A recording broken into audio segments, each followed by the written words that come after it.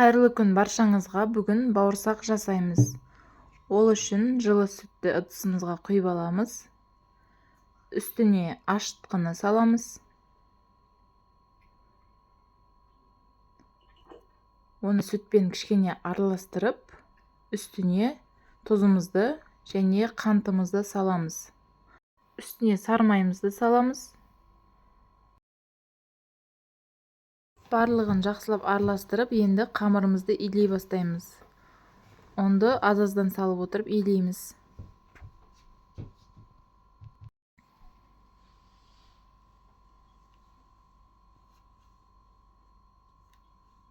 Бізде қолға жабысқақ осындай қамыр шығады. Енді оны алып пакетке саламыз.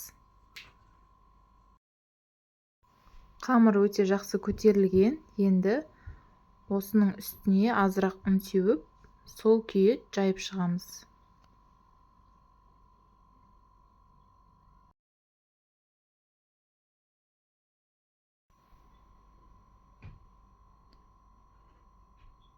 Осындай үлкен етіп жайып аламыз. Енді домалақ пішінде немесе қалаған формаңызда кесуге болады. Осылай кесіп аламыз. Кесіп алған қамырларды мата сүлгінің үстіне осылай қойып шығамыз. Қалған қамырларды да біріктіріп, оларды да кесіп аламыз.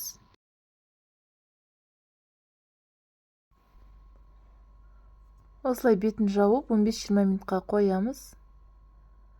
Қызып тұрған майға бауырсақты екі беті қызарғанша пісіріп аламыз.